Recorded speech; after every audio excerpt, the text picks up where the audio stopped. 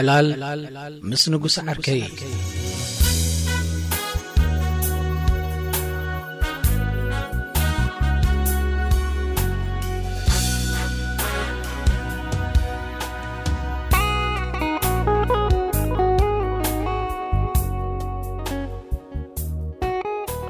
እንደዚህም ተቃውምቲ ዝበሃል እምበር ነዚ ለቅፅም ናብ ሕማቕ ጠር ዝብፅሕሞ ኢሉ ጀመረለይ ንጉሰ ሕርቃን ነቓንኡ እናጠዋወዮ እንታይ ዳ ላጊጾም ኢለ ክሓቶ ግድን ነበረ ብቕንዩ ጀሚሮም ኮይም መዓልቲ ሰማዕታት ክዝክሩ ቐንዮም ኢሉ ክግረም ተጸበየኒ እሞንየናዮም ኣላጊጾም ትብለን ዘለኻ ኣይሉዳቀንዲ ዘሎ ኣንጻር መንግስትና እናዓደሙ ኮይም ልክዕ ከም ሃገራውያን ኮይኖም ኣብቲ ወጻኢ ከምዛ ዝሓዘኑ ዝዋስኡ ዘለዉ ነዚ ምስ ሰማዕኩ ግና ንርእሰይ ስለ ዝሓረቕኩ ከምዘይሓዘኑ ዳ ከመይ ጌርካ ፈሊጥካ ካብ ተመክሮኻ ዲኻ ትነግረን ዘለኻ ወይሲ ካብ ስምዒትካ ተበጊስካ ኢኻ በልክዎ ንስኻ እውን እኮ ውሽጣዊ ስምዒት ኣይትፈልጦን ኢኻ ብዝብል ንነብሱ ክከላኸል ፈተነ መዓልቲ ሰማዕታት ምዝካር ላግፂኡ ኸበልካ ዳ ንዓኻ እውን ላግፂኡ ኮይኑ ስማዕካ ማለት እዩ በልክዎ ትርር ኢለ ምክልኻል ካብ ጀመረስ ከጥቅዖ ከም ዘለኒ ኮይኑ እናተሰማዐኒ ኣነ መዓልቲ ሰማዕታት ምዝካር ላግፂኡ ዝብል ዘረባ ይወፀንን ኣነ ዝብልኩ እዞም ንሃገርና ኣብ ደገ ኮይኖም ዘድምይዋ ዘለዉ እዞም ናይ ደገ ሓይልታት ኮይኖም መሳርሒ ኮይኖም ዘለዉ ሲ ከመይ ገይሮም ስዋኣቶም ከም ዝፈቱ ተመሲሎም ንባዓት ሓርገ ፀብስሱ ምስኪ ንስኻ ኸብሒልና ኸፍረድ እዚኣቶም ሲ ሰማዕታትና ዘኪርና ተብሉስ ተዋሶ ይኮነን ንጉሰ ሓቡኡ ኣኻኺቡ ጠመተኒ ናብቲ ንሱ ዝዘርዘሮ ኣትየ ኩሉ ካብ ምምላስ መጀመርታ ነገራት ምንጻር ይሓይሽ ኢለ ገመትኩ ሰማዕታትና ክበሃሉ ኸለዉ ኣይንድዮም ኢለ ድማ ሓተትክዎ ሰማዕታትና ደኣ ኤርትራ ነጻ ክትከውን ህይወቶም ዝኸፈሉ ብድሕሪ ድማ ናጽነት ንምዕቃብ ተሰዉ ኩላቶም ብዘይ ኣፈላላይ ሰማዕታት ወይ ስዋኣት ንብሎም ኢሉ ከም ናይ ተመሃራይ ንመምህሩ ገይሩ መለሰለይ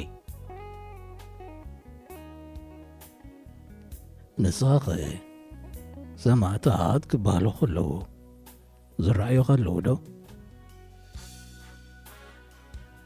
እዚ ዳሞ ፈላልያ ኸረኣዮም ኮይኻ ትብለኝ ዘለኻ ኩሎም ሰማዕታት ንዓይ ሓደ እዮም ናይ ሰባት ምስሊ ናብ እምሮኻ ክመጽእ ኣይደለኻን ማለት ድዩ ነቲ ሽምጥራይ ዲኻ ከም ሓደ ግዙፍ ነገር ክትርእዮ ትፍትን ዘለኻ ኣዝማደይ ወይ ደቂ ገዛውተይ ወይ መማርተይ ጥራይ ክዝክር ደልን ኣለኻ ናይ ባዕካ ሃገራዊ ተኾንካ ንኹሉ ኤርትራዊ ብሓደ ዓይኒ ኢኻ ክትርኢ ዘለካ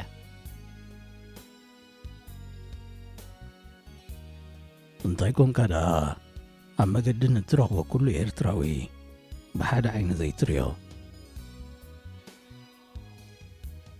ኣብዚ ዳ ገሊኡ ዝፈልጦ እዩ ገሊኦም ዘይፈልጦም ገሊኦም ኣዝማደ ኾኑ ይዕሩቕ ኣለዉ ኣዋልድካ ገሊአን ጽቡቓትን ገሊአን ከዓ ጠሚተን ኣይምጠቀም ኢሉ ፍሽኽ በለኒ። ኣብ ናይ ምኽምስማስ መንፈስ ኣይነበርኩን። ሰማዕታት ኮይኖም ግና ብሓደ ዓይኒ ትሪኦም ማለት ድዩ? ትዕላሞም ከዩ ሓደ ዓይነት ዝገብሮም ዘሎ ኩላቶምሲ ነዚ ሃገር ክብሉ ህይወቶም ወፍዮም ስለ ዝኾንስ ክትፈላለዮም ኣይትኽእልን ኢኻ። ፈላልዮም ኮይ ተባሃልካን ግን ኣብኣቶም ብዙሓት ብኣካል ትፈልጦም እውን ስለ ዘለዉ ብዓይኒ ሕልናኻ ክትሪኦም ዘይትፍትን። ብህይወቶም ከለዉ ዝሓልምዎ ዝነበሩ ሓሳባቶም፣ ሕልሞም፣ ስምዒቶም፣ ፃዕሮም፣ ድሌቶም ክትዝክር ዘይትፍትን። መንስኻሲ ናይቶም ዝበልጦም ጥራይ ክሓስብ ኢኻ ደልን ዘለኻ። ካብ ንኹላቶም ከም ህይወት ዘይብሎም እኩባት ጌርካ ክትሪኦም ነቶም ክውክልዎም ዝኽእሉ ንስኻ ትፈልጦም ሰባት ብሕልናኻ እናረኣኻ ሰማዕታትካ ዘይትዝክር። ምነቶም ካልኦትከ ክፈልዮም ማለት ድዩ? ካብ ብዛዕባ ወላ ሓደ ኸይትሓስብ ብዛዕባ ገለ እንተሓሰብካዩ ዝሓይሽ። እንተንዲኻ ናብ ካልእ ተውተእትወና ኣነ ናይዞም ተቃወምቲ ገሪምን እንተ ተዛረብኩ ተመሊስካ ምሳይ ትካዛዕ። ንተቃወምቲ ምውቃስካ እኳዩ ብዛዕባ ሰማዕታት ከም ዘይትሓስብ ከም ዝግምት ጌርኒ። ሰማዕታት ብመንግስቲ ዝተሃንፁ ቅዱሳን ሓወልቲ ኮይኖም ዝረኣዩኻ ኢኻ ትመስል። ወላ ከም ዝመስለንስ ሰማዕታት ክበሃል ከሎ መቓብር ሓርበኛታትን ኣብ ልዕሊኡ ዘሎ እምንን ጥራይ ዝረኣየካ ኢኻ ትመስል። ካብ ውሽጢ ውፅኢካ ነቶም ህያዋንስከ ኣዛርቦም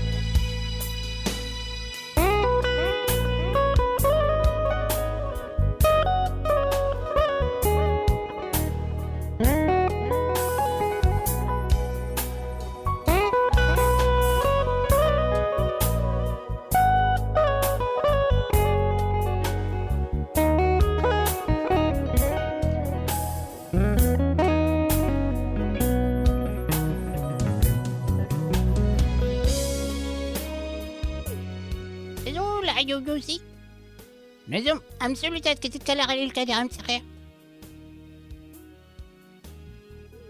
ንጉሰ እናስተማሰለ ጠመተኒ።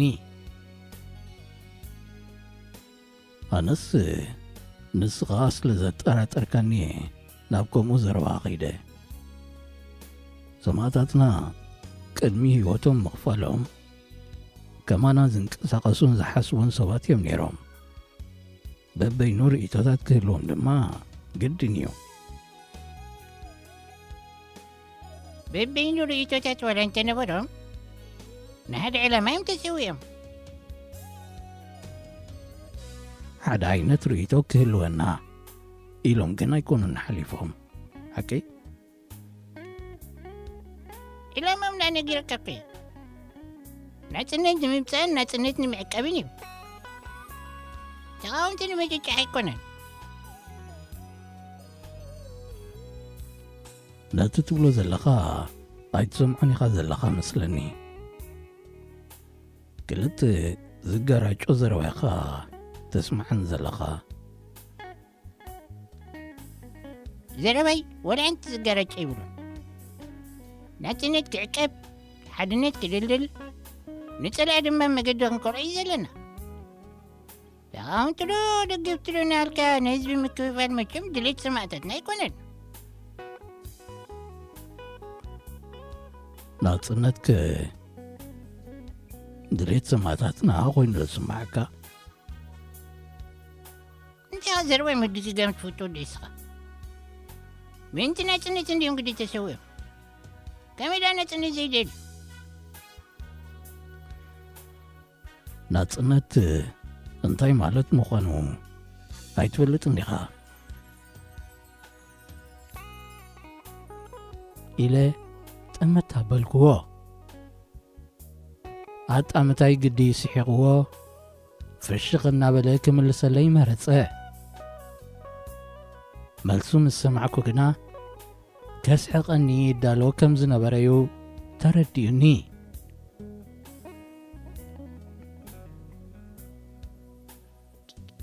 ናጽነት ማለት ሕንፍሽፍሽ ማለት ኮይኑ ዝስማዓካ ከልኮ ገባብ ኣለዎ ከመይ ገይሩ ንጉሰ ካባይ ንላዕሊ ብዛዕባ ናጽነት ፍልጠት ዘለዎ ኮይኑ ከም እተሰምዖ ኣይተረዳእንን ካልእ ሲትረፍ ካብ ካድራዊ ኣተሓሳስባ ነፃ ኮይኑ ነገራት ብኻልእ ሸነኽ ናይ ምርኣይ ናጽነት የብሉን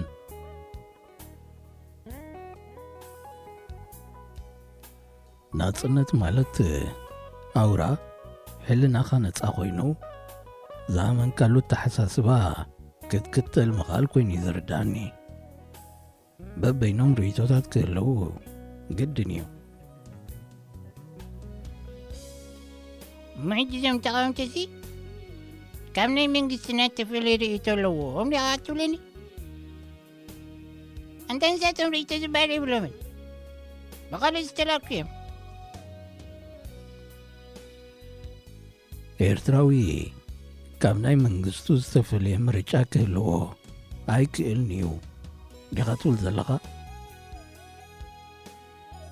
سمع مليون ህዝቢ ኤርትራ ሓድነቱ ተዓቂቡ ሃገሩ ይዛንፅ ዘሎ ኣብዚ ተቃውሞ ወዲ ተቃውሞ የለን ግዜ ኣይኮነን መፍትሒ ፀላእቲ ኸይንኾን ኢሉ እምበር ኩሉ ሰብ ዳ ግድን ተፈልየ ርእይቶም ኣለዎ ግና ሕጂ ዘድሊ ሓደ ኮንካ ሃገርካ ምህናፅ ጥራይ እዩ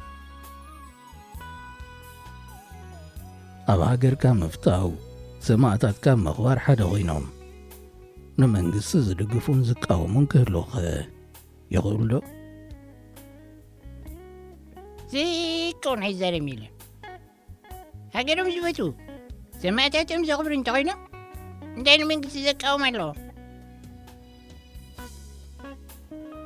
በዘን ዝጠቐስከየን ምኽንያታት ሃገሩ እንተፈትዩ ሰማዕታቱ እንተኽቢሩስ ሓደ ዜጋ ንመንግስቲ ናቃወም ማለት ድዩ ብዙሓት ካብ ሰማዕታትና ሕጂ ብኣካል ተዝመፁ ተቃወምቲ መንግስትና ምኾኑ ይልግመት ንሱ ግና ድሓን ክውነታዊ ስለ ዘይኮነ በቶም ትፈልጦም ሰማዕታት ዝኣሎስከ ኢለ ክዝክር ገለ ዕድል ሃብክዎ ንጉሰ ቀባሕባሕ እናበለ እንከሎ ብሕልናይ ተመሊሰ ናብቶም ኣብ ሃገራዊ ኣገልግሎት ምሳይ ዝነበሩ መንእሰያት ኣበልኩ ንኣሰራርሓ መንግስትና ዘይፈትዉ ብዙሓት ኣብ ምክልኻል ሃገር ተሰብኡ ድማ ክዝክር ከኣልኩ ንመንግስቲ እናጸልእዎ እቲ ጉዳይ ግና ናይ ሃገር ጉዳይ ስለ ዝነበረ ህይወቶም ከፊሎም ኣብ ግዜ ብረታዊ ተጋድሎውን ነቲ ካይዳ ዘይፈትውዎ ግናኸ ነታ ናጽነት ዘማዕድዉ ዝነበሩ ብዙሓት ናብቲ ዝደልይዎ ከይበጽሑ ከም እተሰውኡ ብዛንታ ሰሚዕ ኣለኹ ከካብ ገዛና ዝወፁ ሰማዕታት ሕጂ ኣብ ዘይሰምዕሉ ቤተ መንግስቲ እዩ ሰፈሮም ክበሃለልና ኣይከኣልን እዩ ብሽሞም ምሽቃጥውን ኣዝዩ ሕሱር እዩ ኣብ ድኳን ርትዒ እውን ክቐርብ ኣይግብኦን።